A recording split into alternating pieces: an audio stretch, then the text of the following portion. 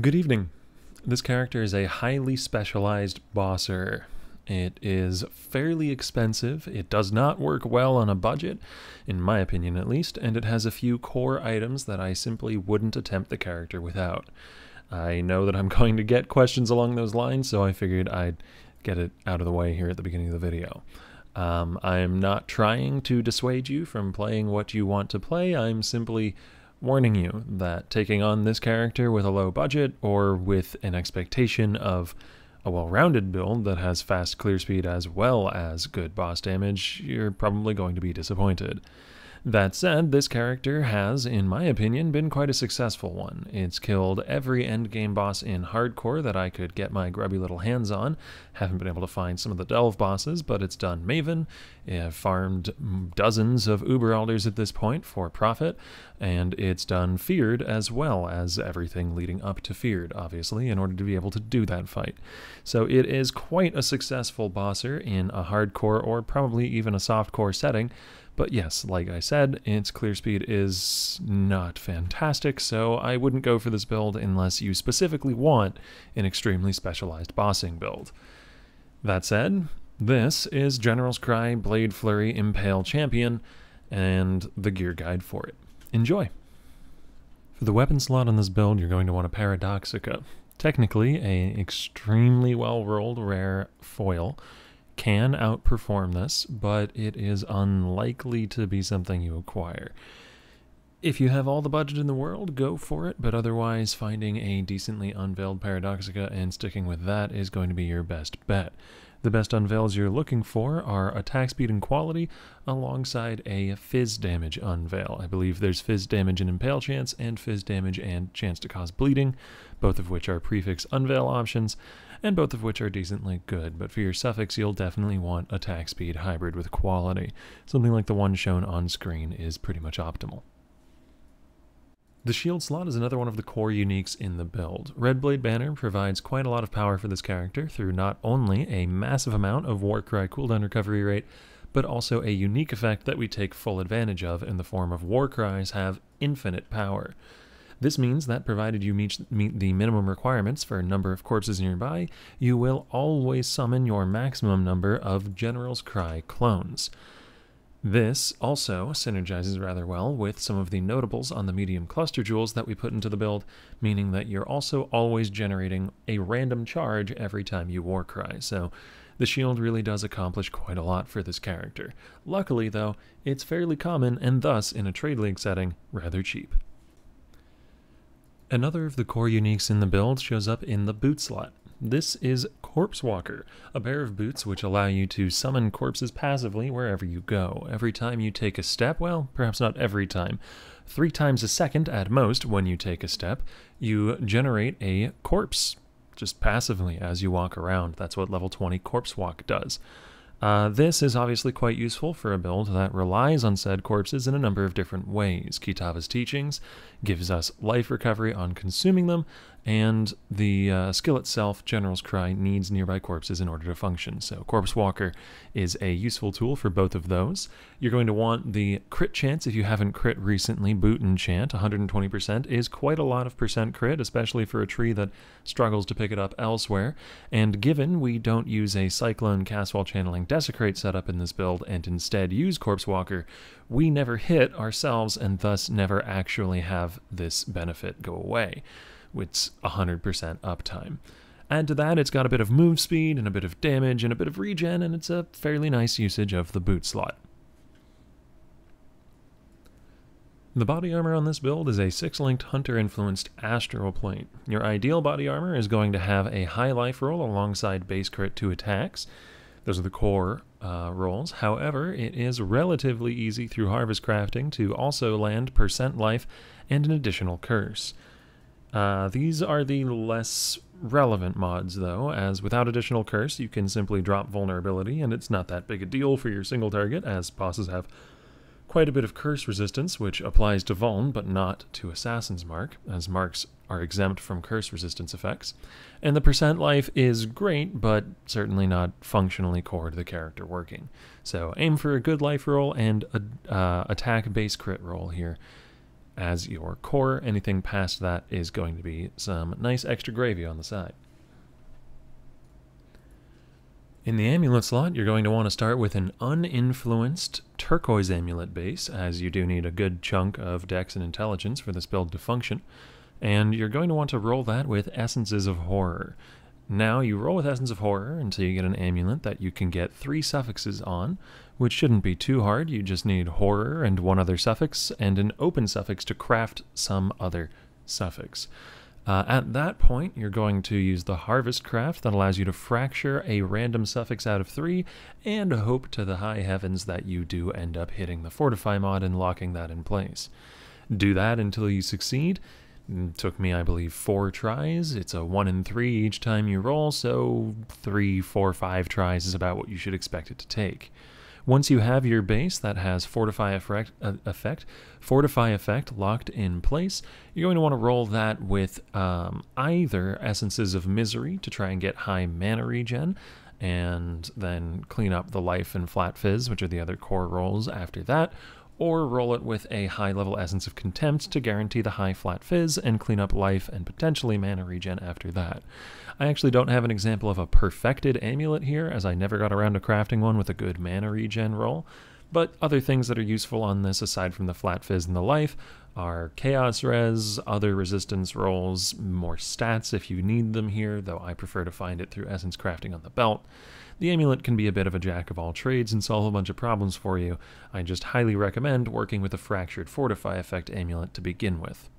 As far as the Anoint goes, you're going to need 2 Opalescence and an Amber Oil in order to put Fatal Blade on this for some more crit and crit multi-scaling. Speaking of the belt and solving stat problems earlier, that is precisely what we will lead into. You're going to want a Hunter-influenced Stygian Vise, or perhaps just a regular Stygian Vise that you plan on Hunter slamming later on.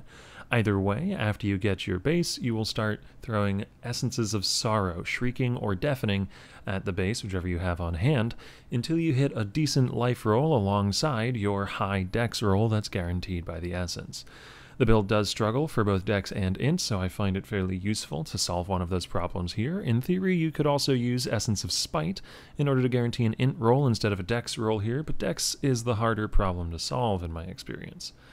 Alongside a high life roll, it certainly doesn't hurt to have some resistances here, either chaos or elemental.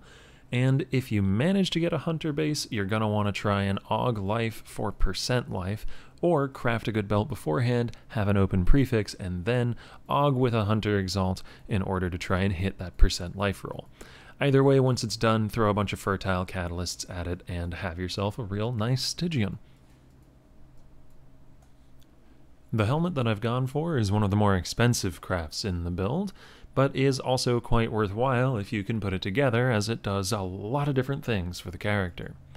It is a dual-influenced helmet base. I used the Berserk has 40% reduced rage loss per second enchant because I valued the maximum possible uptime for Berserk in a hardcore setting. However, if you want maximum damage, you do want to go for General's Cry summons an additional Mirage Warrior. That is going to give you about 20% more overall damage. It is quite significant. But I found damage wasn't really an issue, so I preferred the defensive tool in the form of higher Berserk uptime. That said, as far as the affixes on the item, it is a Warlord and Crusader base, which obviously you'll need an Awakener Orb to create. The affixes we've gone for are mostly suffixes, at least that's where most of the power is. Warlord has access to a mana regeneration craft, and Crusader has access to a Fortify effect craft, and that's the core of what we're looking for here. On one of the bases, I alt-spammed for T1 Fortify, and the other one I alt-spammed for T1 mana regen before Awakening Orbing them together. After that, it was a simple matter of cleaning up some of the errant affixes and then auging crit, which always results in crit multi, and auging fire with only an open prefix, which always resulted in physical damage taken as fire. Past that point, we auged life, got a hybrid life roll, and crafted on a bit more life with the bench in order to reach around 90 life total. In future, when you won't have access to add remove or aug crafts on influenced bases, you can still awaken orb together, both mana regen and fortify effect, and given that is the powerful core of this item, I think it would still be worth it. It's just going to be harder to clean it up and make it look real pretty otherwise. That said, you can always aim to get a decent life roll alongside mana regen and fortify effect, which is much easier to do than crit or fizz taken as fire, and then simply craft fizz taken as fire and likely do without the crit. Still going to be a perfectly solid helmet in the slot. I'm going to move on to the next item now. These are the rings I currently have on my character. On the right, there's a Warlord ring. You'll see it has mana regen, life, and flat fizz. That is a constant between both of these bases. It is a large part of the reason why we can sustain Berserk as well as we can, because we have good mana regen on these two pieces of jewelry as well as the helmet. Alongside that, though, there is a Vuln on hit roll. It is relatively easy to land this with remove add caster on a Warlord base, as the only caster options are flammability, Vuln on hit, and cast speed. So you're going to hit a lot of cast speed rings, but eventually you will get to Vuln, just continually refreshing that mod. You do need an open prefix as well on both of these slots in order to craft non-channeling skills have -9 to mana cost. On the other ring, we have life, mana regen, and flat fizz, as well as a decent all-res roll. Well, not really that decent, but all-res, and it's enough. And that 20% reduced effect of curses on you was something I was hoping to turn into an Assassin's Mark roll. A Shaper ring does have that same trick of remove add caster, but the odds of hitting Assassin's Mark are much worse than the odds of hitting Vuln on a Warlord ring because there's just so many more caster mods available. There's reduced effect of curses on you, which counts as a caster mod. There is cast speed still. There's spell damage. I believe there's life gain for each enemy hit by your spells, and I think there's one more that I'm forgetting. So I eventually actually gave up on doing remove add caster on that ring, and I simply self-cast Assassin's Mark, which did allow me to use an alternate quality Assassin's Mark that was more powerful than a regular one. So it had its benefits just manually casting it anyway.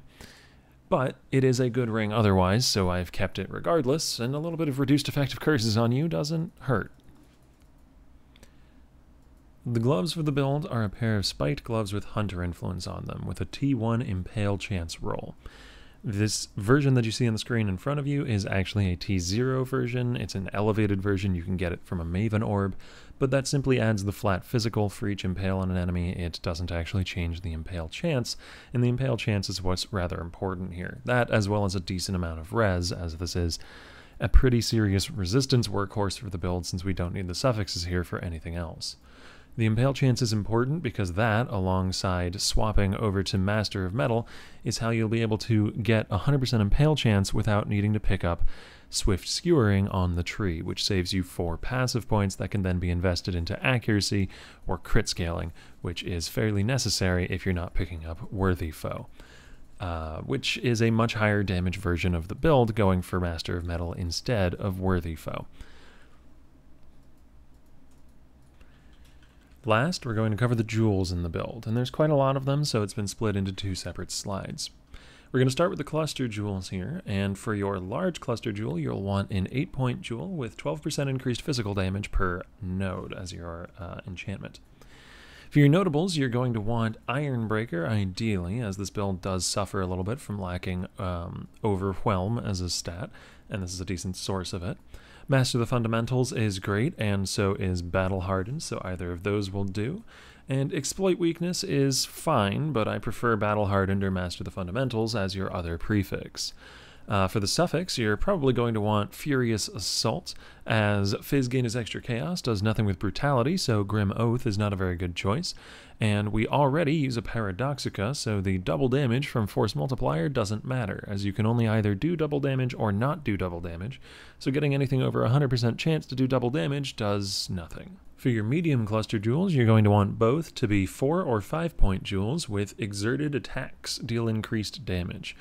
Every attack that a General's Cry clone performs counts as an exerted attack, including ones that normally can't be exerted, such as Blade Flurry, or they count as exerted attacks for the purposes of scaling off of percent exert damage, but they do not count as exerted attacks for the purposes of things like Intimidating Cry or Seismic Cry. It's a bit of a mouthful, But long story short, the percent exerted damage on these jewels is very good scaling for us. But that's not even the biggest reason why we use them. The biggest reasons why we use them are a collection of 3 different notables, which you're going to want across your jewels in some capacity. You're going to need Haunting Shout, which causes enemies taunted by our war cries to be intimidated and is a source of essentially permanent intimidate for us. You're going to want Lead by Example, which gives you and nearby allies onslaught for 4 seconds when you war cry, which is essentially a source of permanent onslaught for the build. And Mob Mentality, which gives a 5% chance to grant an Endurance Frenzy or Power Charge per power on war crying, which if you think back to the shield that we use in this build, we have infinite power every time we war cry, which means we always generate 1 charge whenever we war cry. Gives us not quite 100% uptime on every kind of charge, but we always have some smattering of 4 or 5 charges of some kind, you know, be it 3 power in a frenzy or an endurance, or 2 endurance, 2 frenzy, 1 power. There's always some sort of Christmas tree light of charges going on. For your last notable, Provocateur is great, but there's other decent ones as well. Again, double damage doesn't matter with the Paradoxica, so you don't want Rattling Bellow. The 8% chance to deal double damage is irrelevant, but Cry Wolf is perfectly fine, and Warning Call is okay. You'd really prefer Provocateur, which you can actually guarantee with an augment crit provided the affix is open. So it's not that hard to get once you have another good notable on that jewel. This build uses 1 small cluster jewel, as the other slot that could house a small cluster jewel is used up by a unique cluster jewel instead, which we'll get to on the next slide. So for your small cluster jewel, you want Fettle. Fettle's really good. You want Fettle. Surging Vitality is an alright choice if you feel you're lacking Sustain, but with the Kitava's teachings, which is what we'll get to in the next slide, as well as Escalation with a very low cooldown Warcry, I found Sustain not to be much of a problem, so go for Fettle, and you get more life that way. Finally, we'll get into the unique jewels, and there's a few core items here. For your Timeless Jewel, you're going to want a Lethal Pride with the Okoya General on it. This will give you Chainbreaker, a keystone that the build is very much built around. Chainbreaker causes mana regen to instead apply to rage regen, and gives you 3 flat rage generated a second, which means if you have somewhere in the neighborhood of, say, 200% increased mana regen on a build, you'll be passively generating 9 rage a second.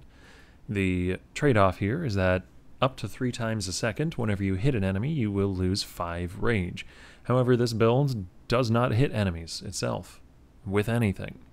Not even a move skill, thanks to Dash or Smoke Mine if you wanted to. Though you can use Flame Dash, it's fairly negligible. You're not going to lose much rage, it'll be fine. But then you don't get to say you never hit enemies, which, you know, is kind of cool in its own right. Either way, you're going to need a Koya, and it's going to be positioned towards the bottom of the tree. Look in the path of building to see where that goes. Another core unique jewel is a Fluid Motion, which is also fairly important as to the placement. This is the jewel that's easiest to get Corrupted Blood immunity on, so look for that, or buy some up and corrupt them yourself.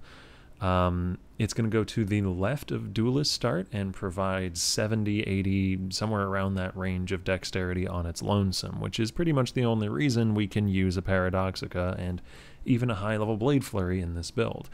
It solves stat problems for us almost single-handedly. I say almost, the belt does some work too. For your other core unique, you're going to need a Kitava's Teachings. This is a unique small cluster jewel that can drop off of Omniphobia and the other guy, whose name I forget, and it passively consumes nearby corpses once every second, and when it does so, it recovers 5% of your life and mana, so it's 5% of life recovered a second. That said, it is not 5% of life regenerated a second. So, it does not get shut off by effects that turn off life regen, such as Maven's Beams or the puddles in the Cyrus fight, which can make it invaluable in those boss encounters.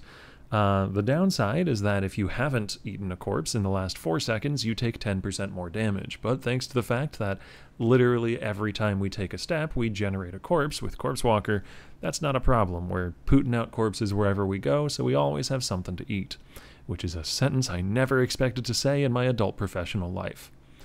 For your Watcher's Eye on this build, you're going to want a Watcher's Eye that has 2 additional impales can be inflicted on an enemy while affected by Pride. There are other great affixes here too, if you can get them, but they get real expensive the more affixes you pile up, and that, the impale one that I mentioned, is the core, so aim for that once you have a bit of a budget. Even by itself, it can often command a double-digit Exalt price tag. That about covers it for the unique jewels, and that about covers it for the gear for this character. Like I said at the beginning of the video, this is not meant to be a comprehensive, complete guide to this build. This is a gear overview that goes somewhat into depth on each piece so that if you're interested in the character, you'll have a way to see my thoughts on how I built it and maybe fiddle with it and tinker with it and make it yourself. I don't really want to put a complete guide out on this build, at least not in a guide format, as I feel that would encourage folks who are perhaps newer to the game, perhaps don't have much of a budget to play this kind of character. And not to sound condescending, but this is not a build that is particularly new player friendly. That said, if you do want to give it a try and you have any questions, leave them in the comments below or bug me on my stream with them and I'd be perfectly happy to answer them for you. Thanks for watching. I hope you enjoyed the video. If you did, go ahead and subscribe, maybe leave a like or something along those lines. You guys know the drill. You've watched a YouTube video before, and I hope to see you in the next one.